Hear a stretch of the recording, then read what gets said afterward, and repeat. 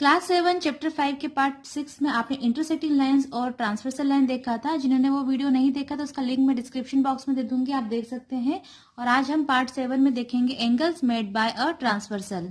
तो यहाँ पर दो लाइन है, लाइन एल और लाइन एम, और दोनों लाइन को एक लाइन पी इंटरसेक्ट कर रही है और इस लाइन पी को हम ट्रांसवर्सल लाइन बोलेंगे। और क्यों बोलेंगे ये पिछले वीडियो में आप देख चुके हैं।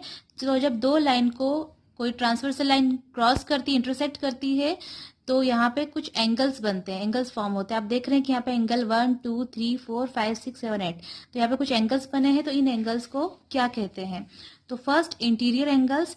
तो जिन दो लाइन को ट्रांसवर्सल लाइन कट करी है, तो उन दोनों लाइन के बीच में अंदर जितने भी एंगल्स बनेंगे इनसाइड दिस टू लाइंस, उनको हम बोलेंगे इंटीरियर एंगल्स। तो इसके अंदर कौन कौन से एंगल बन रहे हैं? 3 4 6 एंड 5, ये दो लाइन के अंदर बन रहे हैं। तो angle 3, angle 4, angle 5 and angle 6 are interior angles. अब एक्सटीरियर एंगल्स क्या होते हैं? तो ये दोनों लाइंस को के बाहर जितने भी एंगल्स बन रहे हैं आउटसाइड में, वो सभी एंगल एक्सटीरियर एंगल्स होंगे। तो एंगल कौन कौन से एंगल बाहर बन रहे हैं इन दोनों लाइंस के? 1 2 8 और 7। एंगल 1, एंगल 2, एंगल 7 और एंगल 8, ये चारों एंगल एक्सटीरियर एंगल्स होंगे। अब next third, pair of corresponding angles. तो पेयर ऑफ करस्पॉन्डिंग एंगल्स क्या होते हैं? तो जो एंगल ट्रांसवर्सल लाइन की सेम साइड पर बनते हैं और एक अंदर होता है और एक बाहर होता है। तो यहाँ पर आप देखो ट्रांसवर्सल लाइन के सेम साइड पे, यानी यहाँ पर सेम साइड पे ये चार एंगल बन रहे हैं, लेकिन एक एंगल अंदर होगा लाइन के और एक बाहर होगा। तो यहाँ पर एंगल 5 और एंगल 1, ये एंगल 5 अंदर है और एंगल 1 बाहर है और ट्रांसवर्सल लाइन की सेम साइड पर है। तो यहाँ पर एक पेयर तो बन जाएगा एंगल 1 का और एंगल 5 का। और तो एंगल 1 और एंगल 5 करस्पॉन्डिंग एंगल्स है। उसी तरह से एक और पेयर बनेगा, सेम साइड पे 4 एंगल्स बन रहे हैं। तो यहाँ पर एंगल 3 अंदर है और एंगल 7 यहाँ बाहर है। तो एक एंगल अंदर होना चाहिए और एक बाहर होना चाहिए। तो 3 और 7 भी करस्पॉन्डिंग एंगल्स हैं। तो एंगल 3 और एंगल 7, तो यहाँ पर एंगल 1 और एंगल 5, एंगल 3 और angle 7 pair of corresponding angles हैं। अब next for pair of alternate interior angles. अब अल्टरनेट एंगल्स प्लस इंटीरियर होना चाहिए, इंटीरियर एंगल्स। तो यहाँ पर आप देखिए, इंटीरियर मतलब कि हमको लाइन के अंदर ही देखना है। तो अल्टरनेट इंटीरियर एंगल्स क्या होते हैं? कि जो ट्रांसवर्सल लाइन के अपोजिट साइड में बनते हैं, सेम साइड पर नहीं बनते हैं। तो इंटीरियर की बात करें तो 5 का अपोजिट 4 है और 4 एक अंदर बन रहा है लाइन के और अपोजिट होना चाहिए, ठीक है। और वो उनका जो सम है वो 180 डिग्री नहीं आना चाहिए।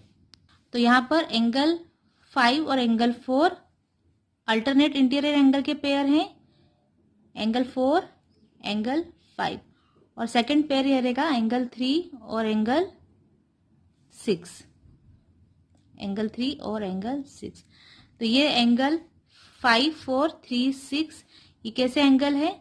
Pair of alternate interior angles. अब नेक्स्ट है pair of alternate exterior angles. तो आप समझ गए हो कि अगर इंटीरियर एंगल्स है तो एक्सटीरियर एंगल बाहर वाले एंगल होंगे और अपोजिट साइड में होंगे। तो 7 इसका अपोजिट कौन सा एंगल है? 7 के अपोजिट एक्सटीरियर एंगल यहाँ पर 8 बन रहा है और 2 बन रहा है। पर अगर हम 8 लेंगे तो दोनों का सम 180 हो जाएगा। तो 7 का अपोजिट एक्सटीरियर एंगल हम लेंगे 2, एंगल 7 और एंगल 2। और दूसरा 8 का अपोजिट एक्सटीरियर एंगल कौन सा होगा? अल्टरनेट एक्सटीरियर एंगल 1 होगा, एंगल 8 एंगल 1। तो 7 का अल्टरनेट एक्सटीरियर एंगल होगा 2 और 8 का 1। Pair of interior angle on the same side of the transversal, pairs of interior angle on the same side of transversal. यानी हमको क्या बताना है अभी कि ट्रांसवर्सल लाइन की सेम साइड पर इंटीरियर एंगल के कौन कौन से पेयर्स बन रहे हैं। तो सेम साइड पे इंटीरियर एंगल मतलब दोनों लाइन के अंदर, 3 और 4 सेम साइड पर, तो 5 एंगल 3 और एंगल 5, और इधर पर सेम साइड पे इंटीरियर एंगल 4 और 6, तो एंगल 4 और एंगल 6। तो ये वाले जो एंगल है pairs of interior angle on the same side of transversal angle 3 and angle 5, angle 4 and angle 6। तो इस तरह से आपने देखा कि दो लाइन को अगर कोई ट्रांसवर्सल लाइन क्रॉस करते हुए जाती, इंटरसेक्ट करती है, तो यहाँ पर इस तरह से एंगल्स बनते हैं, interior angles, exterior angles, pair of corresponding angles, pair of alternate interior angles, pair of alternate exterior angles and pair of interior angle on the same side of the transversal. तो ये angles बन रहे हैं। Next हम देखेंगे transversal of parallel lines. तो आप सभी को पता है कि पैरेलल लाइंस क्या होती है। यहाँ पे एल और एम पैरेलल लाइंस है। पैरेलल लाइंस आगे जाके कभी भी क्रॉस नहीं होती है। तो अगर लाइन पैरेलल्स है और अगर उसको कोई ट्रांसवर्सल लाइन इंटरसेक्ट कर रही है, तो हमने जो एंगल्स अभी देखे हैं, तो वो एंगल्स जिसमें हमने करस्पॉन्डिंग एंगल, अल्टरनेट एंगल्स देखे, वो सभी इक्वल होंगे। तो यहाँ पर एंगल्स बन रहे हैं 1 2 3 4 5 6 7 और ये 8 है। तो if two parallel lines are cut by transversal, then each pair of corresponding angles are equal in measure. मतलब अगर कोई पैरेलल लाइन को कोई ट्रांसवर्सल लाइन कट करती है, तो करस्पॉन्डिंग एंगल्स के जो पेयर्स होंगे वो इक्वल होंगे, उनका जो मेजरमेंट होगा वो इक्वल होगा। तो यहाँ पर करस्पॉन्डिंग एंगल कौन कौन से बन रहे हैं? Angle 1 and angle 2 are corresponding angle. What is the property of corresponding angle? Corresponding angle transversal line के सेम साइड पर होते हैं, एक इंटीरियर होता है और एक एक्सटीरियर होता है। तो एंगल 1 और एंगल 2 ये करस्पॉन्डिंग एंगल के पेयर्स हैं, और 1 और 2 करस्पॉन्डिंग एंगल है, और ये दोनों इक्वल होंगे, यानी इसका जो मेजर होगा उसका इसका भी उतना, अगर ये 60 है तो ये भी 60 डिग्री होगा।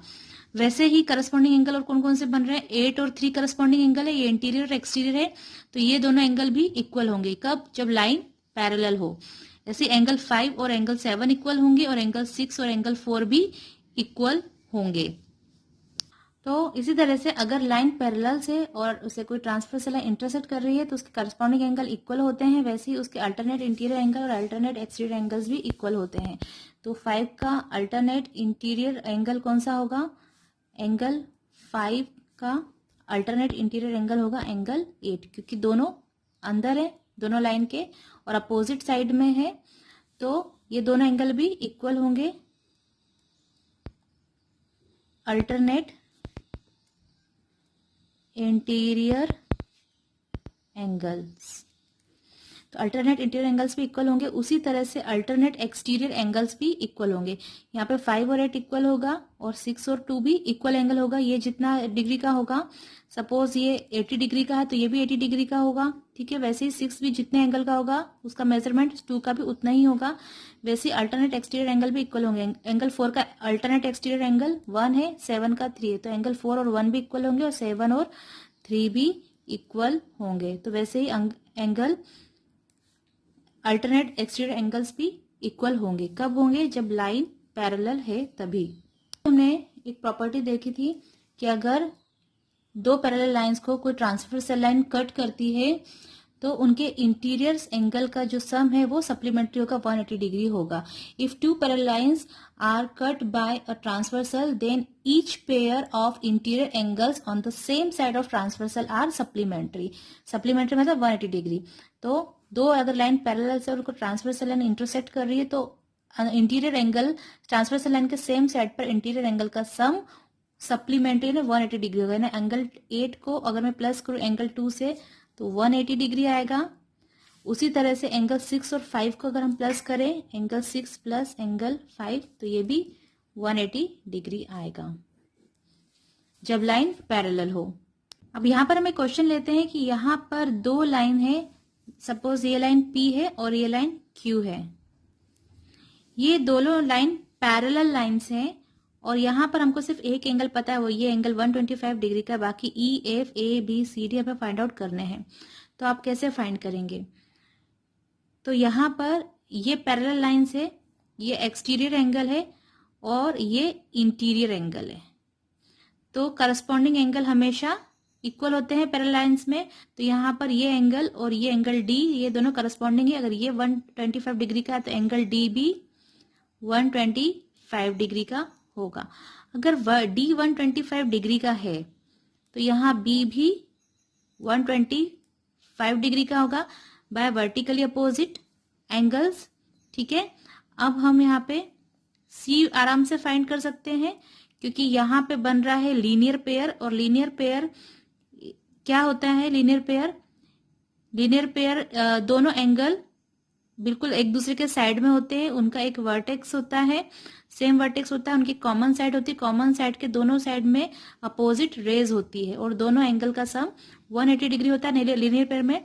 तो अगर ये टोटल 180 का है और 180 में से मैं इतना एंगल 125 माइनस कर दूं तो एंगल सी आ जाएगा। तो 180 में से हम माइनस कर देंगे टोटल 180 में से 125, तो एंगल सी आ जाएगा 55 डिग्री, और अगर ये 55 है तो एंगल ए भी 55 होगा बाय वर्टिकली अपोजिट एंगल्स। अब ई और एफ आप फाइंड कर सकते हैं। अगर ए 55 है तो बाय करस्पॉन्डिंग एंगल ई भी 55 होगा। Corresponding angles are equal in parallel lines. ठीक है, और आप एफ कैसे फाइंड करेंगे ये आप मुझे बताएंगे कि एफ की वैल्यू क्या होगी। अब यहाँ पर आप एक सम देखिए और वीडियो को पॉज करके आप इसे ड्रॉ करिए। यहाँ पर आपको बताना है, यहाँ पे एल और एम ये दोनों लाइन पैरेलल्स हैं और यहाँ ए बी भी पैरेलल लाइंस है। तो यहाँ पर आपको बताना है कि वैल्यू इसकी एक्स की वैल्यू क्या होगी। तो आप इसको ड्रॉ करें और कमेंट बॉक्स में मुझे बताइए कि एक्स की वैल्यू इसमें क्या होगी। अब यहाँ पर आपको बताना है, प्रूफ करना है कि ये दो लाइन से जिसे ट्रांसवर्सल लाइन कट करी और यहाँ पे एंगल 44 बन रहा है और यहाँ 126 डिग्री एंगल बन रहा है। तो हमको ये प्रूफ करना है कि ये दोनों लाइन पैरेलल है। तो लाइन कब पैरेलल होती है? जब ट्रांसवर्सल लाइन के सेम साइड पे दो इंटीरियर एंगल का सम अगर 180 डिग्री आता है तो इसका मतलब लाइन्स पैरेलल है। अगर 180 डिग्री नहीं आता तो लाइन पैरेलल नहीं है। तो अगर हम 126 डिग्री में प्लस करेंगे 44 डिग्री तो क्या आएगा? 170 डिग्री। दोनों का सम करने पे 170 डिग्री आ रहा है। इसका मतलब लाइन एल और लाइन एम पैरेलल लाइंस नहीं है।